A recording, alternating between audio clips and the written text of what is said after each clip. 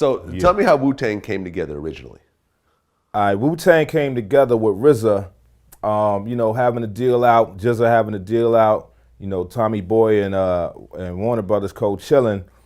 Their expectations didn't come out how they wanted it to, so they came back and just like recruited us. RZA had brought a proposition to the table to me to, come to his house and hear some beats and, try to see what he was doing. I already knew Method Man from going to school with him, U-God. We all from the same neighborhood. Me, Method Man, Raekwon, and U-God. RZA and GZA are cousins. GZA's from Brooklyn, Old Dirty, they all family.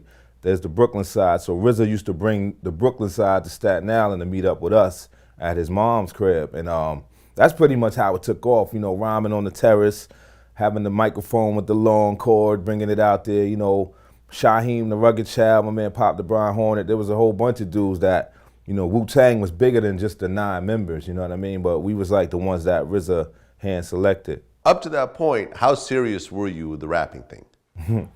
Man, I was clowning with it, to be honest, man. Like, I was in school beating on the tables, you know what I'm saying? I had little jokey joke rhymes about people, but I never was really serious about it until, I got locked up back in like 91, did a couple of years, and, I was able to get my craft sharp. And I remember coming to a block party and, battling. RZA had about 5 dudes with from his neighborhood with him, and I remember going up against all 5 of them. And, that's what kind of convinced RZA. Was like, yo, come to my house, man. That's how he came to me and brought me that proposition. But I never really took it serious until he told me, like, yo, you pretty nice, man. Like, you ever thought about doing this for real? And I was like, nah, not really, But when I heard his sound, when I heard his beats and was able to sit there and watch him make those tracks, it convinced me more. And then, hearing GZA coming from Brooklyn, rhyming on tracks, and hearing Old Dirty, different styles from what we do on Staten Island, like it made it more worth the test. You know what I'm saying? I mean, you had the Brooklyn side and the Staten Island side, right. But Wu-Tang repped Staten Island, it seemed. Right. You see what I'm saying? Like right. When you think Wu-Tang, you think Staten Island. You don't think Staten Island and Brooklyn. You think Staten Island. No doubt. Like, why was that? I think because Wu-Tang ran with the whole Shaolin, and Shaolin was a word that we use on Staten Island to describe Staten Island. So, the Shaolin style and Shaolin 36 Chambers, everything what we did resorted back to Shaolin. So I think the people kind of just took that as like, yo, they all from Staten Island. They all from Staten Island. But, actually we all from different places, man, and just came together on Staten Island. Majority of the clan, even the ones that live on Staten Island, are from Brooklyn and things like that. Me personally, I'm from the Bronx. You know what I'm saying? 183rd Grand Concourse, Bronx Lebanon Hospital. Like, that's where I'm from. You know what I mean? I came to Staten Island at a young age, and we all went to school together. So, it's like we didn't really come together. We kind of was placed there amongst each other, and had the spirit enough to recognize that and come together with it, Okay, so RZA, has you battle all these dudes.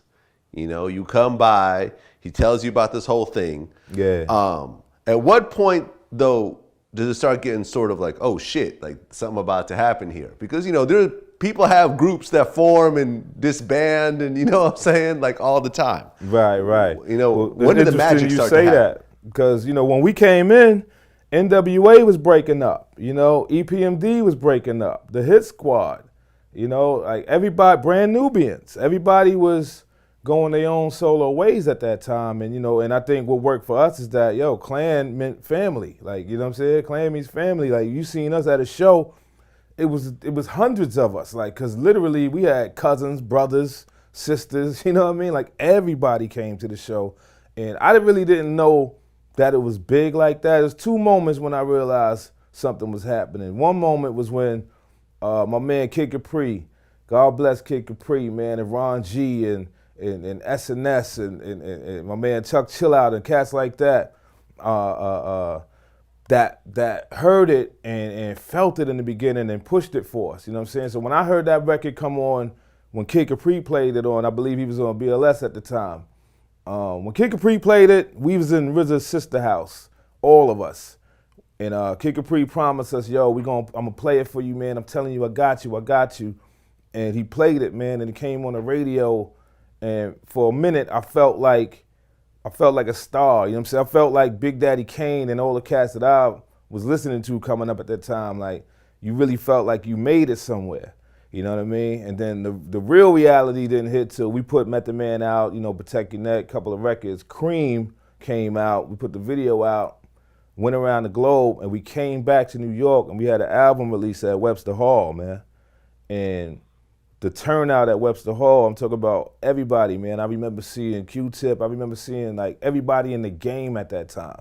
You know, Tracy Lee and people that you probably don't even remember no more. Like, everybody we looked up to in the game was there. So it was like New York respects us, you know what I mean? And that was like the changing moment for me. Like, everything changed. Like, people started coming up, knowing your name, knowing who you are, kicking your rhymes to you. Like, I think after the C.R.E.A.M Method Man phase, you know?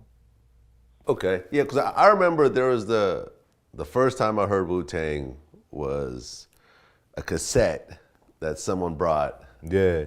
You know, and it was Method Man on the Method Man on the B side and Protect Your Neck on the A side. On the A side, yeah. We had to switch it around because Protect Your Neck was so grimy and so, you know, unorthodox. It wasn't part of the format they was used to. You know, it was no hook, it wasn't no catchy dance song, so the radios and people were scared to play it, but they felt it.